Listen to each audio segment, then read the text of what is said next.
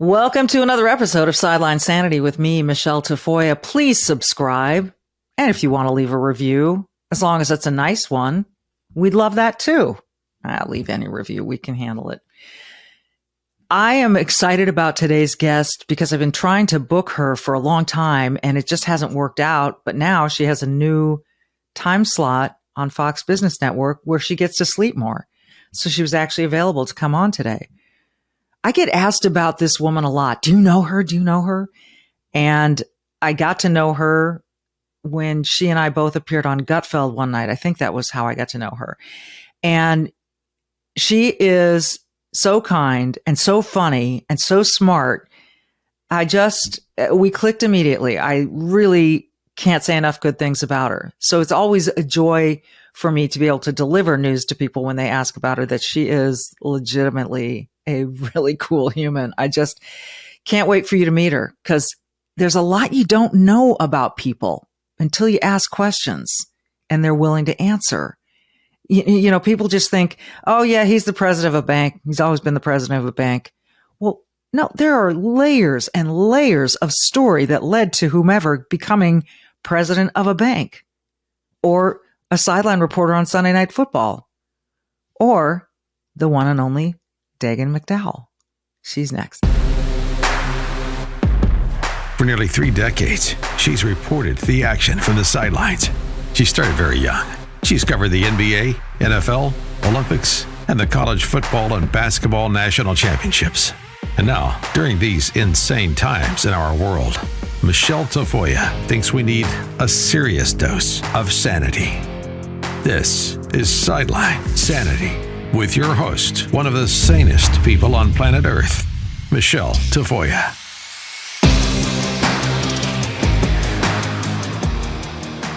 So, Dagen, what I love about you is your authenticity. You're the same. But here's the thing.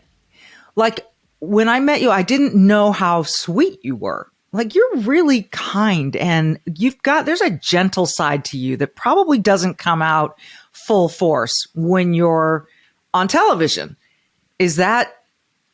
What's the reason for that? Are there two of you? Tafoya, you're not supposed to say that. Oh, shoot. I'm sorry. Let's start over. Let's start the whole thing over. I think my mother, and I only wish you had gotten to meet her and everybody walking on planet Earth. My mother was very kind-hearted, and she wore that as easily as her clothing. And I think that my mom about 3 years ago died. She battled stage 4 lung cancer for about 5.5 years, never smoked. And so I think that as we as a family fought that with her, I think I don't want to say my personality changed, but I was more willing to show that side to myself.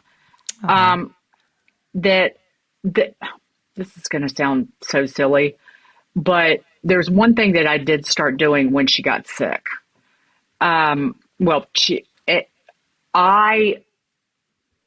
Like a good rule of thumb is pull your head out of your ass when you get up in the morning, when you go to work. So when I started going to work, because, I'd for 13 years, went to work at 3:00 in the morning. I'd get up at 2:30 in the morning. And the first thing out of my mouth should not be something about myself. It should be, how are you? How are you this morning? Good morning. How is your daughter, your husband, your cat? And so my focus did start to change on, you have to find that small bit of happiness and grace in your day, that's happiness that's living a life of joy is finding it, not finding it, but acknowledging it. Because I think Acknowledging. so everybody will experience some moment of joy every day. But you have to stop in that moment and acknowledge it. And it might be you see a grandmother with her grandson and he's laughing uncontrollably. It might be you see a woman with her new puppy. But you have to stop and go, oh, that's just so joyous and happy. Yeah. So it's some of that. But I don't mean to sound maudlin, but it's some of that.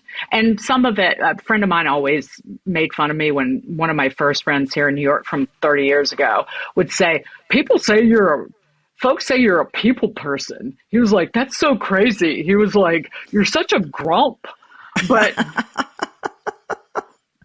so some of it is, but the first time we ever met, we got along like a house on fire. And just immediately just connected. I was so glad about that because the person I saw on television, I just adored because you're damn funny and you're whip smart and, you're unique. And I hope you take that as a massive compliment that it is. Well, thank you.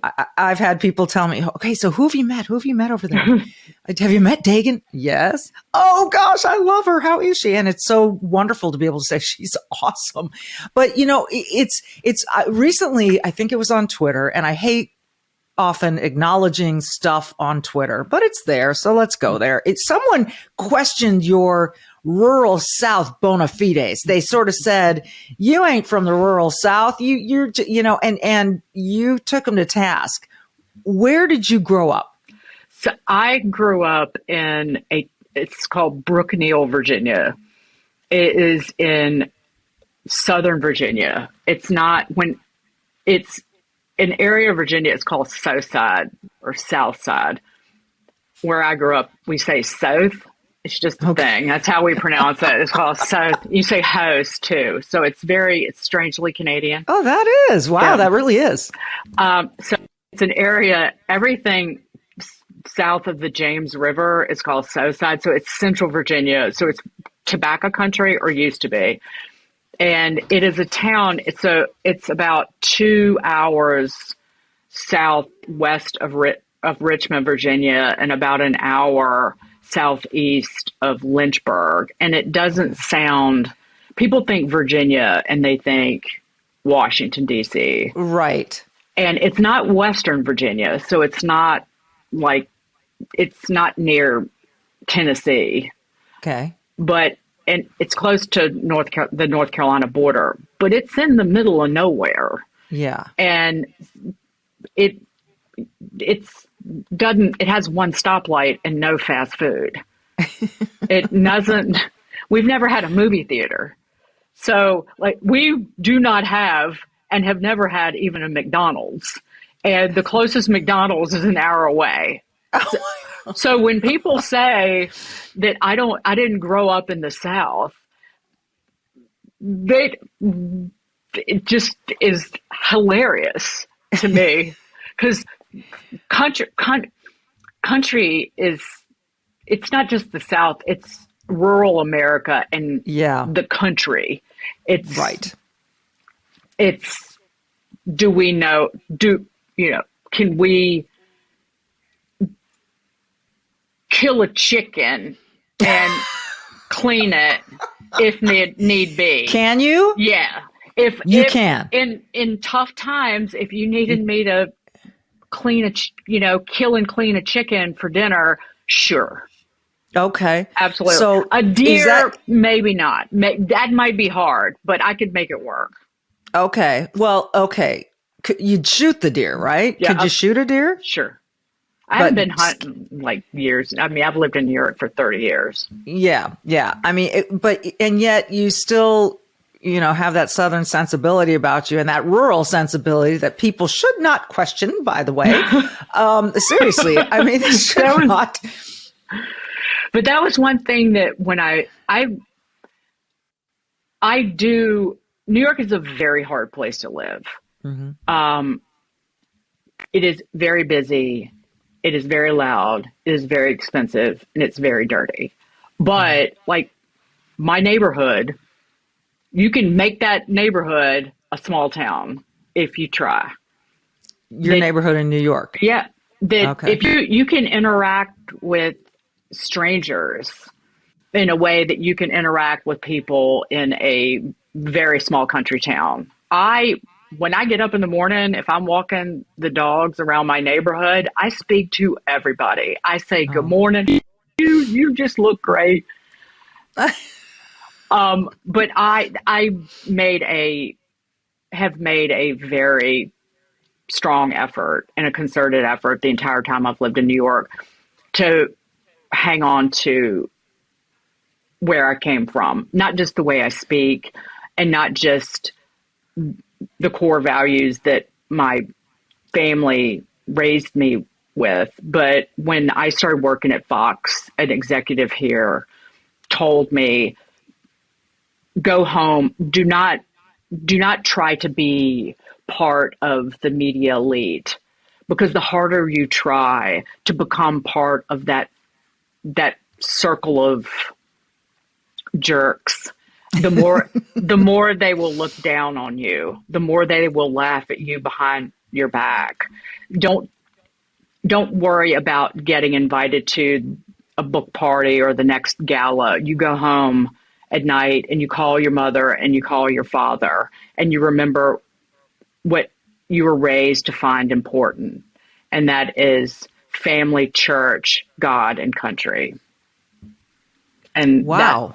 That's how you survive in this business, I think. Well, I think it's because I know when I first started, I sort of said, well, I've got to do it like all the other female sports reporters, and there weren't many, right? There weren't that many before me. There were certainly some, but I didn't have success until I started having faith in the way I delivered myself. It's just, you've got to be authentic. Otherwise people see right through it. Right. And exactly. So, yeah. And it's that, to me, the most authentic people on television are the ones that have the success, because you feel like they're not trying.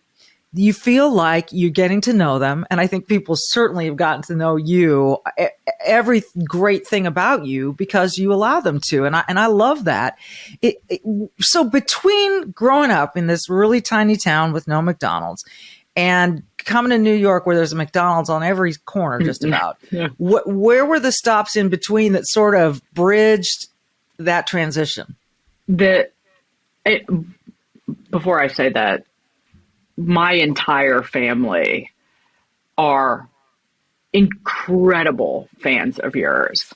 Oh, we are, but to your point that we are a sports family. Yeah. My mother, growing up, she was in high school and college in the 50s, and she was back when there were not athletic opportunities for women. Yeah. For the most part. She was very athletically gifted, and she just didn't have, she played sports in high school sort of, and she played competitive amateur tennis when I was growing up. But our outlet as a family was watching sports. Yeah. And so my mom passed away, but my dad, that's what keeps him going. What'd you do yesterday? And he was like, well, what he watches, right now it's college basketball season. Yeah. But, so it was very important, particularly for my mother, to see you and watch you as much as she loves football and professional football, but to see you. And again, it's about getting to know you as a person and seeing you do what you do. So I wanted to say that. Thank you. Mom, I was educated a lot by my parents. just around the dinner table, the breakfast table and the dinner table. They luckily sent me away to high school. They sent me away to boarding school when I went to public school through the ninth grade. And my grandfather had saved up all this money, was, through the Depression, nobody ever spent a dime in my family. Right. And they ran a very small family wholesale grocery store. And they just wanted, education was everything. And I was really lucky. And it was a better education in high school than in college. And so I learned everything in 3 years of high school. Where did you go? It was a school. It's not boarding anymore. It was in Richmond. It's called St. Catherine's School. And so you weren't too terribly far away from home. It's not like they sent you to Exeter or something. Right. Yeah, exactly. And I went to boarding school, and strangely, and it was just, I was lucky to have a few teachers who just saved me, who just were just those people and teachers who saved my life and sent me on a path who recognized that I was, because we talk about because you talk about it so much, particularly with COVID, but public school education. And I was just wildly uneducated and undereducated because the schooling was just so horrible in public schools. And I was probably 2 grades behind. So I was in 10th grade, but I was maybe operating at a 7th grade level. Yeah. And so luckily I just had some teachers who recognized that I wasn't stupid and worked with me. So it was that them getting me on just education. And so I went high school away from home. I went to Wake Forest University. And then I lived in Aspen for 2 years after college because it was in the recession of 91 and I didn't know what I wanted to do. And after I was working outside, taking the gondola to work in the morning. That was amazing. I just wanted to live outdoors. And live in the Rockies. I wanted to live out west for a couple of years before I entered the workforce. So you just said Aspen, the best place in the Rockies. It was going to be somewhere in the west, somewhere, whether it was Wyoming or Utah. And after a couple of years out there, I literally just packed my bags and moved to New York City. Really? Because I knew that this is because you knew what? I knew I could find a job here, that I knew I could find something that I was good at and that I liked, that I enjoyed, because there's just so many opportunities here. I could find something. But you didn't necessarily know what that was. Right. I had no idea. You had no idea, but you said kind of that if I can make it in New York City, I can make it anywhere. Sort of. And I didn't, I sublet an apartment for 6 months. I had saved up enough money to survive, to pay rent and I didn't have a TV. I had a radio, literally a radio. I'm dating Kids, myself. A radio is a radio. And I just, this is when jobs were listed in the New York Times, in the paper, the actual physical paper. And I went out and interviewed for a bunch of jobs and got a job as a... What was the first... Go ahead. My first job was in journalism as a financial writer. I was a writer for Institutional Investor for their newsletter division. Institutional Investor at the time was a very famous financial magazine. I would call it was like the Vanity Fair of financial magazines for the industry. So how did you sell yourself? I mean, Was journalism part of the studying? How did you go? It was no. So how did you land this job? I knew I could write. I knew I could write, and I could write quickly. It was something I learned to do in high school. Okay. That I was confident about. I was not confident about much. I was very insecure. But I knew I could write and quickly. And they gave me a writing test. They would give you it actually wasn't just a writing test. It was like a reporting test. They gave you like fake sources to call, and you'd have to call people and report out this story, and you had to type it on did we have a computer? Yeah, it was a computer, because at the time, and this is probably still the case, like women who moved to New York would interview for jobs at magazines like Vogue. Right. And they would interview for jobs at like Sotheby's and Christie's, places like that. And back then, they didn't care where you went to college. They wanted you to be able to type on a typewriter. And so I had to take a typing test. And I was like, and I didn't get interviews at places like Harper's Bazaar because I couldn't type fast enough. Oh, gosh. So I got this job right as a financial reporter for the newsletter division at Institutional Investor. And that was my first job. And so I've been in financial journalism ever since then. I never really left that industry. It just went from writing to on camera, on which air. Yeah, beautifully suited for. And it's amazing to me. I love these stories. People tend to think that, oh, Dagen McDowell, she's on Fox. She's on Fox Business. That's where she's always been. Well, no, you don't understand the layers and layers of story that comes before that. People tend to overlook what a person goes through and how they evolve in order to become who they are in that moment. And I love hearing these things. So when you first, you know what, when we come back from this quick break, I'm going to ask you when you first went on camera and how that experience was. We'll compare notes right after this. There are a lot of things to worry about in the world. It seems like we didn't used to have to worry about where our next meal would come from. A lot of people are worrying about that now, but I'm talking about different reasons here now. You know, I'm not conspiratorial, but it might be a good idea to have your own backup plan for food. Like if something goes really, really wrong. And these days, I'm more convinced that stuff can go really, really wrong. And that's why I want to tell you about 4 Patriots.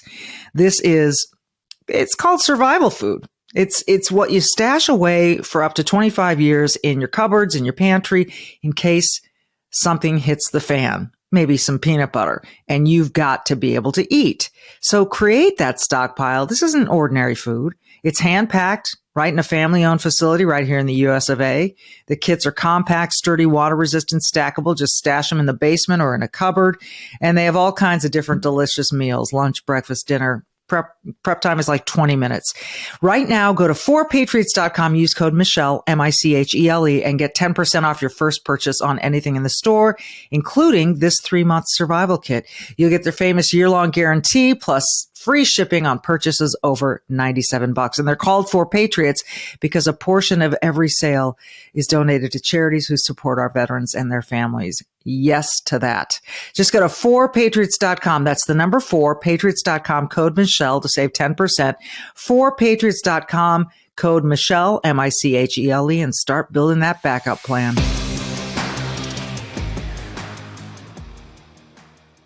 Okay, Dagen, I remember my first on camera for CBS Sports. It was quite a different level than all the local stuff that I had been doing, and mostly I'd been doing radio. And I almost threw up before I went on the air. I mean, I had to have a serious talk with myself and the good Lord in order to get me in that chair and breathe. So what was your first time like? I I remember the show.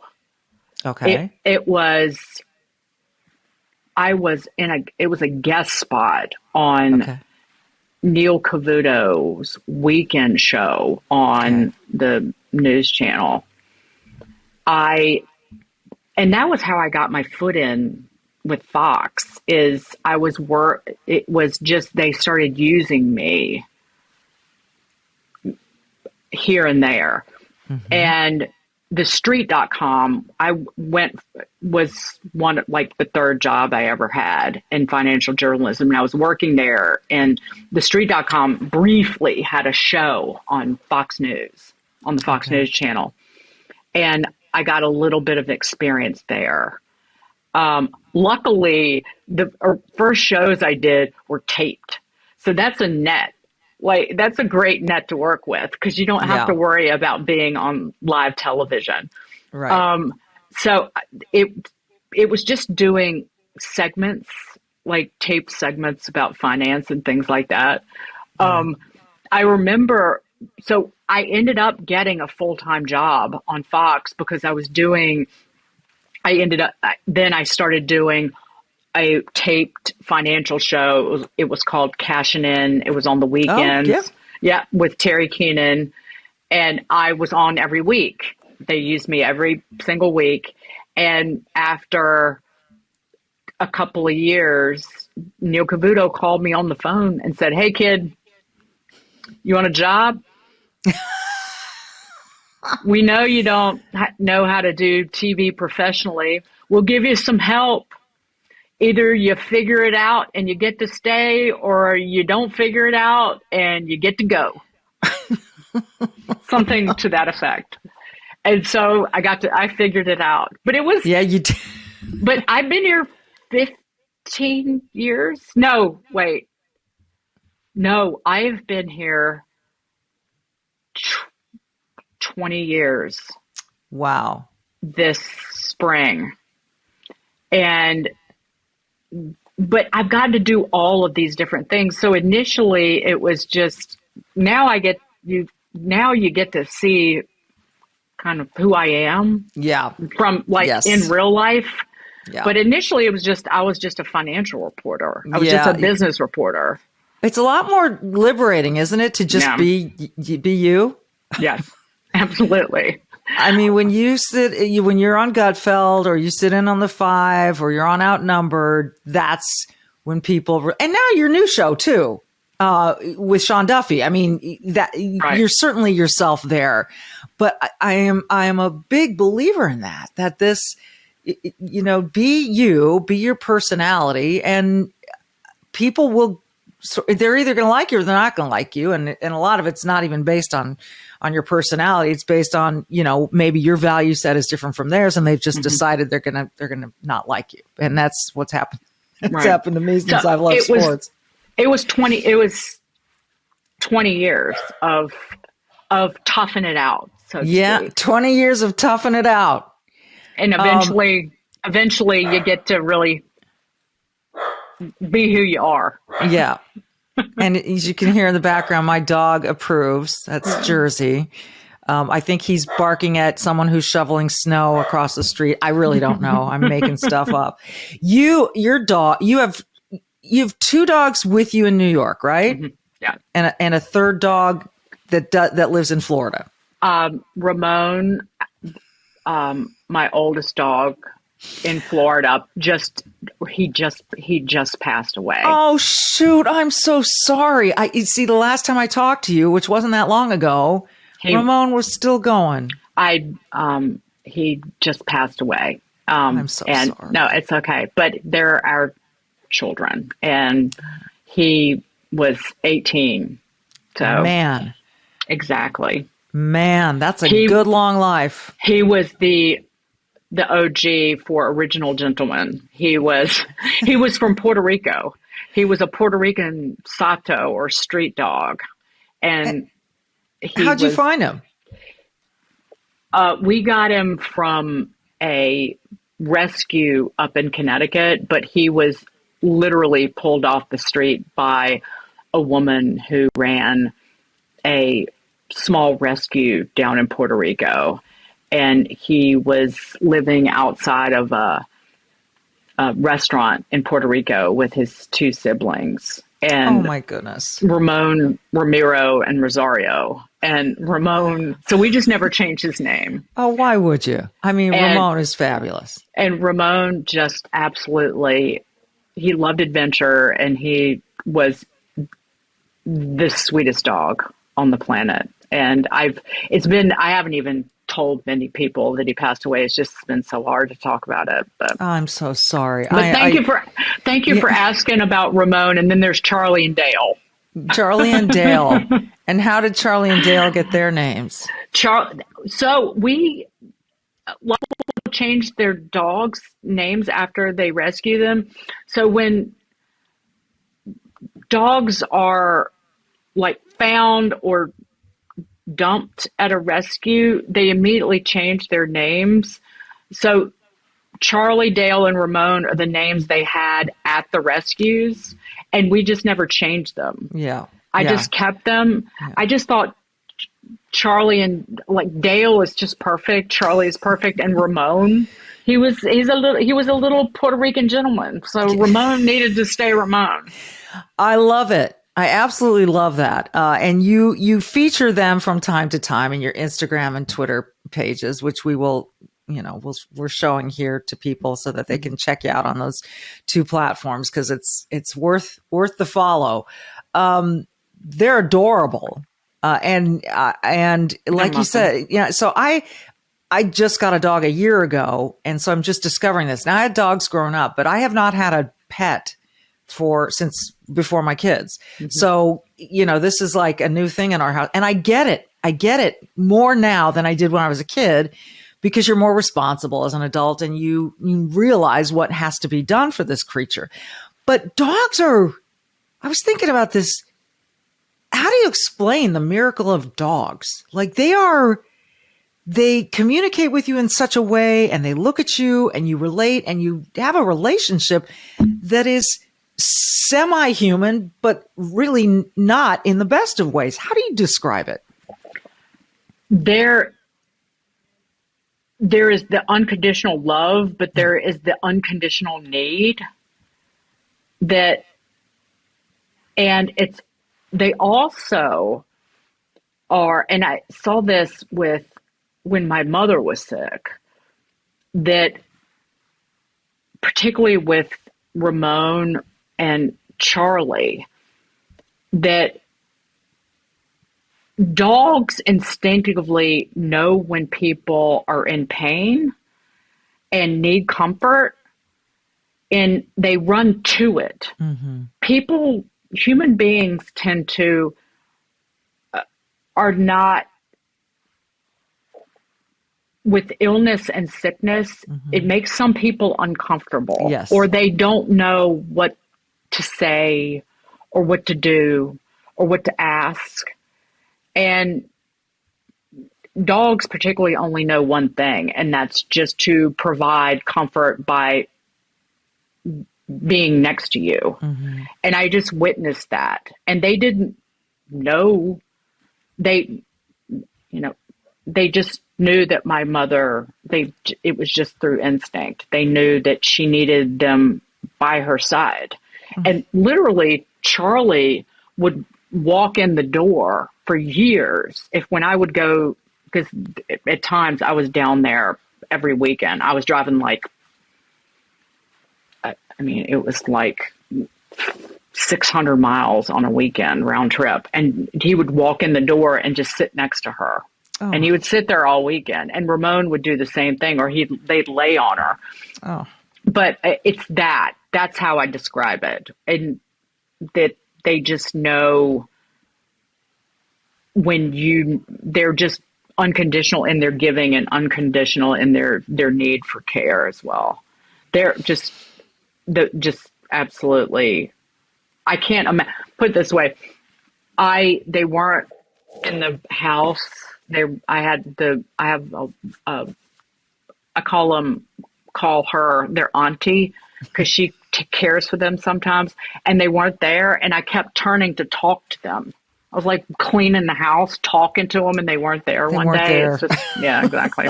So it's hard to imagine life without them Yeah. once you have them. There's no, Yeah, there's no exactly. question. Although my son has now decided they're a lot of work. So he's now officially going to not have a dog until he's married because, then someone else will do the work.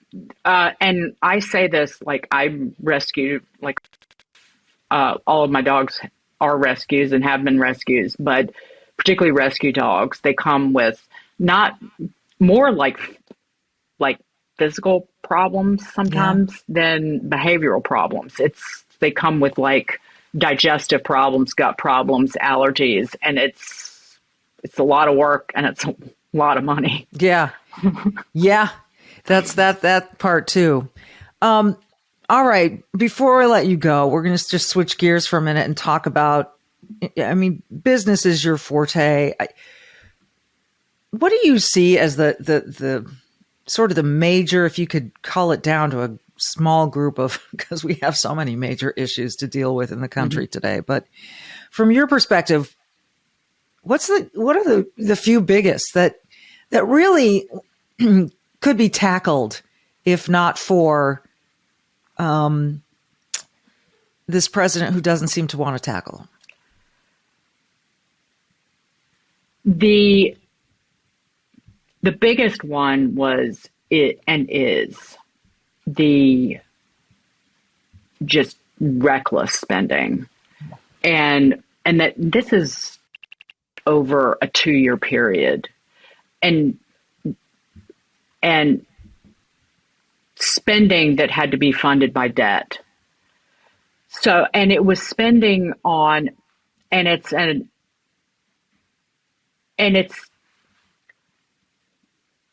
government takeover and government control of major industries. So it's a complete reworking of large parts of our economy. So it's driven inflation and by some estimations, this is $6.5 trillion in new debt above the President Trump's baseline, which is historic. It drove inflation to a 40-year high in the middle of last year. Mm-hmm. So that crushes working men and women. Yeah. But then to fight that inflation, you have a Federal Reserve that is having to hike interest rates from 0 to they could go. This is just short-term rates go to 6% in the middle of this year. That also crushes working men and women. So it is what I call a circular crushing of working people. And the Biden administration, they're still spending money. All of the money that was allocated last year hasn't even really begun. They haven't started to spend that. And say there's about a $400 billion green energy slush fund that John Podesta is running out of the White House. That is just aimed at, again, reworking the economy. Fossil fuels are cheap and plentiful in the United States, and it raises our standard of living. Right. But they're gonna crush. They're gonna keep that fuel in the ground and borrow money and allocate that to fuels that are costly, that send ultimately money to China for batteries. See, none of this makes any financial sense, but it does damage our standard of living.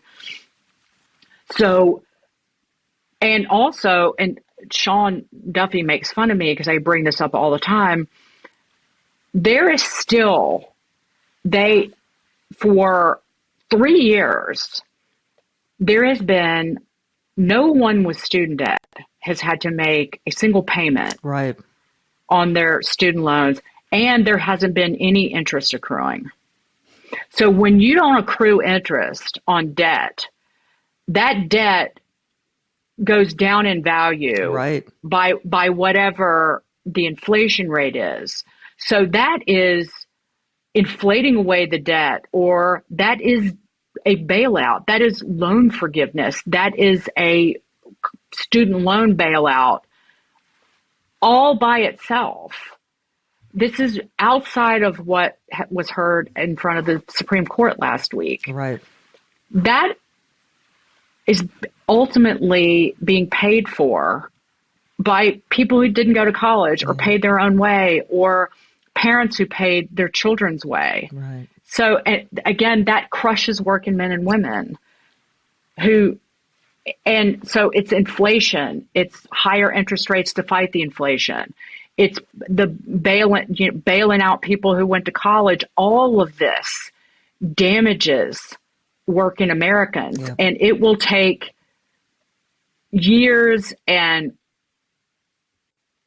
a new president and a new Senate to fix it. Yeah, that's to unwind it. Yes, that's what's so.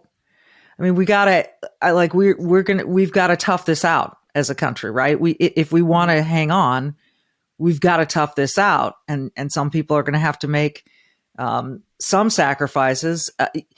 When it comes to do you think? I'm getting the feeling, this hopeful feeling, that the Supreme Court is not going to listen to all the pressure out there, and that they're going to say, you know what? No, you don't, President Biden, have the authority to just wave away debt. What are you hearing? What do you think?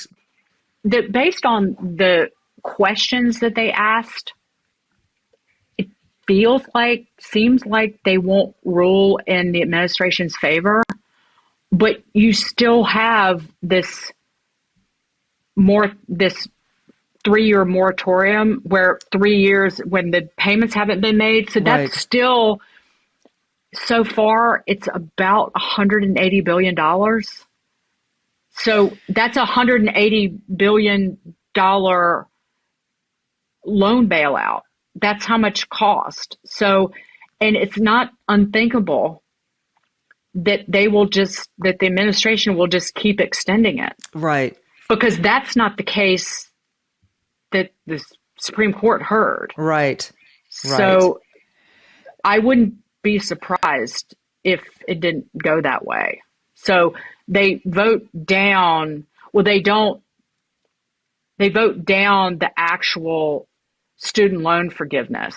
Right. But then the Biden administration turns around and extends the moratorium on making student loan payments, which, by the way, has applied to every single student borrower, regardless of income. So I'm talking about well-to-do, elitist. Yep. Elitist with, useless graduate degrees from pricey colleges. This moratorium or pause on making student loan payments for 3 years. And it started, Congress passed it at the very beginning of COVID, and it was extended by President Trump. And then when he left office, it has been extended over and over and over again by Joe Biden. So it did start 3 years ago. Right. But when we were in an actual emergency, and now, according to this current president, the emergency is over, but his emergency powers are still going to stay pretty much in force. Exactly. Oh, that makes so much sense, doesn't it? Oh, Dagen, I could go on and on and on with you, You're the best. I know, no, you're the best. It's great to have you finally on the podcast. I'm so appreciative. And I'm sure I'll bump into you sometime soon in tomorrow. New York. Tomorrow when I'm in New York City. Yes, we will. We'll bump into each other, and sincerest condolences about Ramon. People who don't have pets don't understand how tough that is. So I do, and I'm sorry, but man, you gave him a good life for a good long time, and you should feel really, really satisfied by that. Yeah, he was a good man. He was a good little man. Good little man, Ramon. She Michelle, is Dagen McDowell, and you can find her on Fox Business Network. The show is called Bottom Line with her, and as you heard her mention, Sean Duffy. And that's at 6 Eastern time? Yes, Tafoya.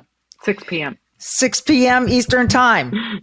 Okay, so there you go. So watch it. They're really good together. Thank you so much, Dagen. I really appreciate it. Folks, thanks for listening. Don't forget my 2 things I always say.